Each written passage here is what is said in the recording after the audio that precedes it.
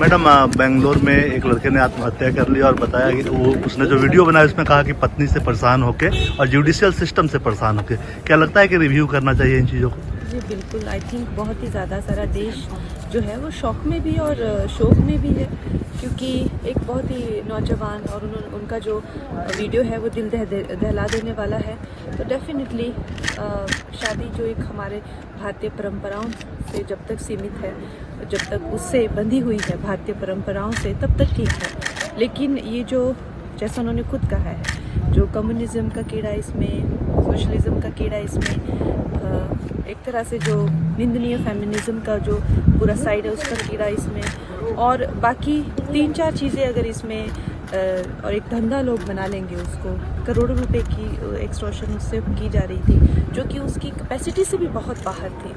तो ये तो इसमें तो कोई कहने वाली ही बात नहीं है कि ये सब चीज़ें निंदनीय हैं, ऐसा नहीं होना चाहिए। युवाओं पर इस तरह का बोझ नहीं होना चाहिए। जो उनकी सैलरी है जिससे उससे भी कहीं 3 गुना 4 गुना हर महीने वो प्रोवाइड करा रहे हैं, करोड़ों का उन पे जो है वो और मांग वो हुई जा रही है, तो वो प्रेशर में आके वो लड़के ने ऐसा किया। बट आई थिंक कि इस तरह के वो भी होने चाहिए और एक अलग बॉडी भी होनी चाहिए कि जो विक्टिम है उनको भी। बट हैविंग सेड दैट, एक गलत महिला का हम उदाहरण लेकर जितनी महिलाओं को हर दिन प्रताड़ित किया जा रहा है, हम उसे नहीं झुठला सकते और ये नहीं कह सकते। और हमेशा 99% जो है मैरिजेस में पुरुषों का ही दोष होता है, इसीलिए ऐसी गलतियां भी हो जाती हैं। मेरा हो गया नहीं रोते हिम्मत रखो। तो क्या केस आप पे भी फाइल किए थे? मेरा बेटा कभी नहीं मिला, पानी पीजिए आंटी। उसको भी केस दे दिया गया। इसके ऊपर हमारे बड़ोई साहब, हमारे जो भांजा, उसके ऊपर रेप केस सबके ऊपर केस किए हैं। जिसमें कभी नहीं आया, कभी भाभी से एक लफ्ज शादी के बाद बात नहीं किया, बात भी नहीं किया मेरा लड़का उससे, उसके बाद भी सब पर केस डाल दी थी। 498 भी मतलब डाली हुई। ये लॉ जो है और क्या ये पैसों की मांग थी? पैसों की मांग थी, वो उनका 3 करोड़ मांग था, हम लोग 1 करोड़ रुपया दे रहे थे। 2 करोड़ 3 बच्चे करोड़ को रुपया जो है पैसा तो के लिए बहुत टॉर्चर की, मेरे बच्चे को पैसे के लिए बहुत टॉर्चर की, मेरे बच्चा को पैसा ही के लिए खाली शुरू से शादी टॉर्चर की। लव मैरिज थी? नहीं, अरेंज मैरिज थी।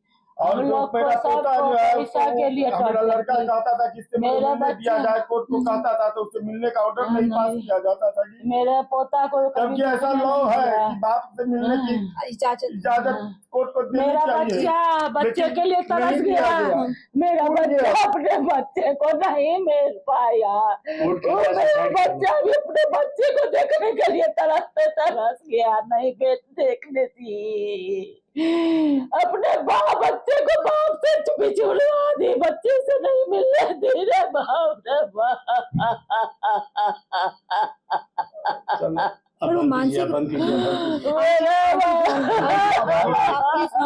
प्लीज अपना ख्याल रखिए। आप प्लीज रोइए मत, हिम्मत रखिए प्लीज। विकास जी, आपके हाथ में अस्थियां हैं। उन अस्थियों की बात जो उन्होंने मरने से पहले की कि अगर न्याय नहीं मिला तो गटर में बहा दीजिएगा। आप अस्थियों की जब पूजा कर रहे थे, जहन में इन तमाम चीजों को आपने आते हुए देखा होगा। जी मैम, देखा भी है और मुझे ये चाहिए कि उसे न्याय मिले किसी भी हालत में। मुझे ये नहीं चाहिए कि मेरे भाई की अस्थियां गटर में बहाई जाए। मुझे ये चाहिए कि मैं अपने भाई की अस्थियां जो हैं वो गंगा में बहाई जाए और गंगा के द्वारा ही अस्थियां बहाई जाएं। किस तरह का टॉर्चर जो है वो इन सभी सालों में किया गया कि उन्हें जो है इस तरह का कदम उठाना पड़ा?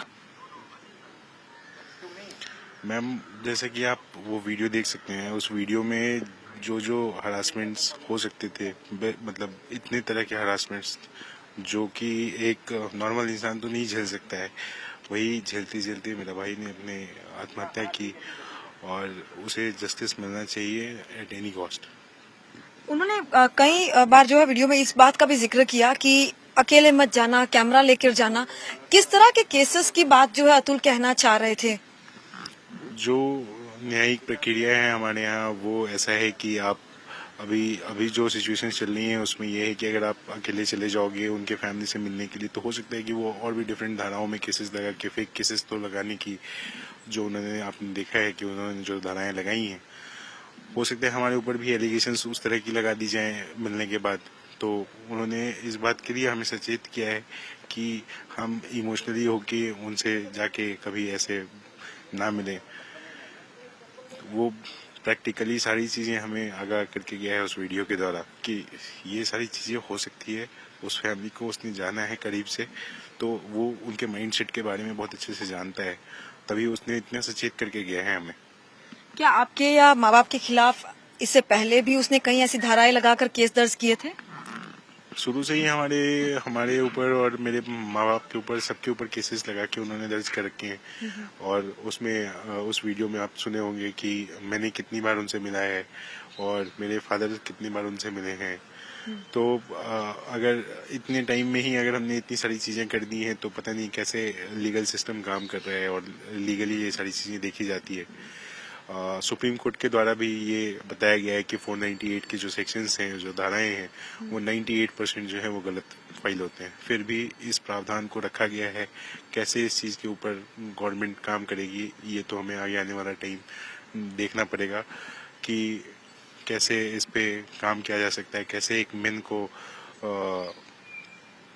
न्याय मिल सकता है, या कैसे वो आगे शादी करने का सोच भी सकता है या नहीं सोचा जाए, इसके ऊपर विचार कर सकता है। वो अपने वीडियो में जो है बेटे को एक वेपन की तरह इस्तेमाल किया, इस बात का भी जिक्र कर रहे हैं।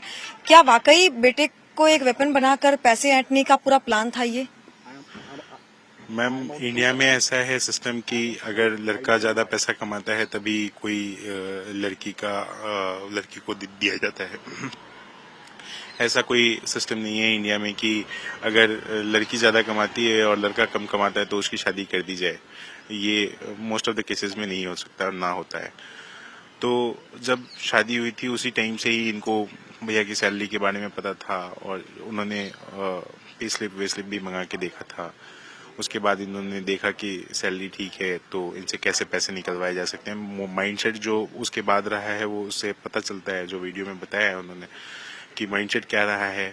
मतलब शादी हुई भी नहीं थी, उससे पहले से ही उनका प्लान स्टार्ट हो गया था कि कैसे क्या एग्जीक्यूट करना है या कैसे क्या करना है। और उसमें उन्होंने जो चीज़ें कही है या करी हैं उससे पता चलता है कि उनका माइंडसेट क्या है और कैसे हमें परेशान करना है, हमारे माँ बाप को परेशान करना है। और भाई ने इस चीज़ का पूरा जिक्र किया है उसमें कि कौन कौन से सेक्शंस लगाए गए हैं, कैसे उसको हरास किया गया है, न्यायिक व्यवस्था में कैसे जज के द्वारा जो है वो जज के द्वारा भी हमें प्रताड़ित किया गया है, और कैसे करप्शंस जो हैं वो इंडिया में चल रहे हैं न्यायिक प्रक्रिया में। अगर जज की कुर्सी पे बैठने वाला इंसान अगर न्याय नहीं दे सकता है तो मेरे हिसाब से तो कोर्ट का कोई जाने से भी लोग डरेंगे कि कोर्ट जाया भी जाए या ना जाया जाए। अगर सेक्शंस अगेंस्ट मेन है, न्यायिक प्रक्रिया जो है अगेंस्ट मेन है, तो जस्टिस कहाँ है? जस्टिस कहाँ मिलेगी हमें? मुझे गवर्नमेंट से जानना है, हमें गवर्नमेंट के बॉडियों से जानना है। सुप्रीम कोर्ट से मैं गुहार करूंगा कि वो इस पे संज्ञान लेके इस केस को देखे, समझे